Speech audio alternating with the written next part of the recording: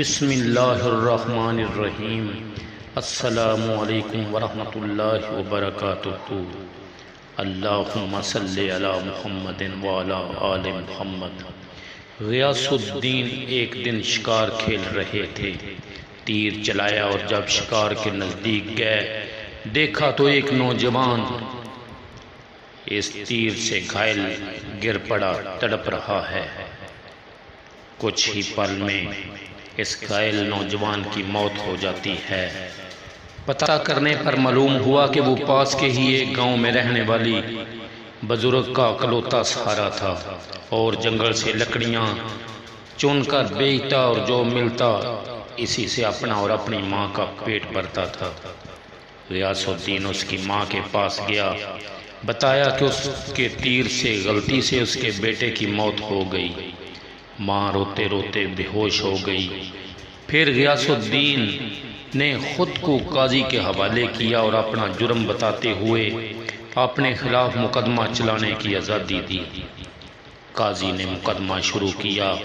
بوڑھی ماں کو عدالت میں بلایا اور کہا کہ تم جو سزا کہو گی وہی سزا اس مجرم کو دی جائے گی۔ بوڑھی عورت نے کہا کہ ایسا بادشاہ پھر کہاں ملے گا جو اپنے ہی سلطنت میں اپنے ہی خلاف مقدمہ چلائے۔ اس غلطی کے لیے جو اس نے جان بوجھ کر نہیں کی، آج سے غیاث الدین ہی میرا بیٹا ہے اور میں اسے معاف کرتی ہوں۔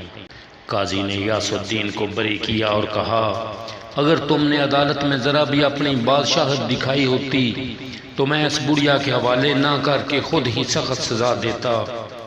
اس پر غیاث الدین نے اپنی کمر سے خنجر نکال کر قاضی کو دکھاتے ہوئے کہا اگر تم نے مجھ سے مجرم کی طرح رویہ نہ اپنایا ہوتا اور میری بادشاہت کا خیال کیا ہوتا تو میں تمہیں اسی خنجر سے موت کے گھاٹ اتار دیتا۔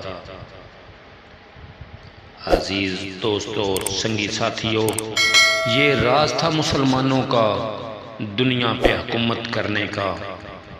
یا اللہ میرے پیارے وطن عزیز کو اسی طرح کا حکمران عطا فرما، آمین یا رب العالمین۔